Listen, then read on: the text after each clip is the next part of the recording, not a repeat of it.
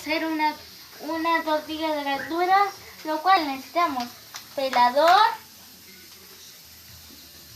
papa, otra papa, zanahoria, huevos, choclo y acelga y un rallador y una cuchara de palo para revolver, ¿ya?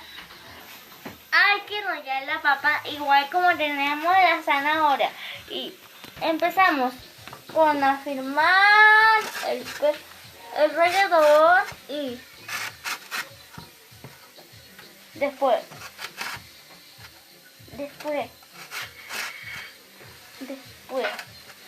cuando se hace más chica hay que retroceder los deditos. Hoy tenemos una nueva ayudante, ella es Sofía. Tenemos que revolver. ¿Vale? Tenemos la papa rallada, miren así. Y necesitamos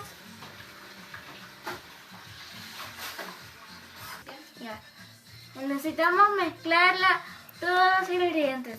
Sofía, pasa la zanahoria. Como tenemos aquí nuestra querida zanahoria, le vamos a echar. Luego les echamos los demás ingredientes. Sofía, el choclo. Le echamos choclito. Yo también me llamo. Choclo cocido. Y ya. Echamos la cega cocida.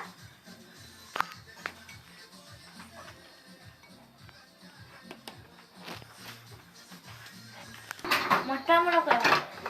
Ahora echamos los huevitos. Ahí echamos los huevitos. Y tenemos que revolverla.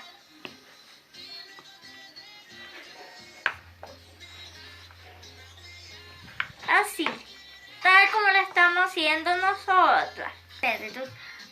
Ahí tenemos los ingredientes bien revueltos, como pueden ver ahí. Sofía, saca las cucharas.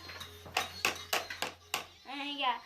Luego tenemos que echarle sal y la pueden hacer con su ingrediente favorito. Ya. Cuando tenemos todo revuelto, le pedimos a un adulto que eche la tortilla en un sartén y que le eche unas gotitas de aceite. Y aquí está lista nuestra querida tortilla.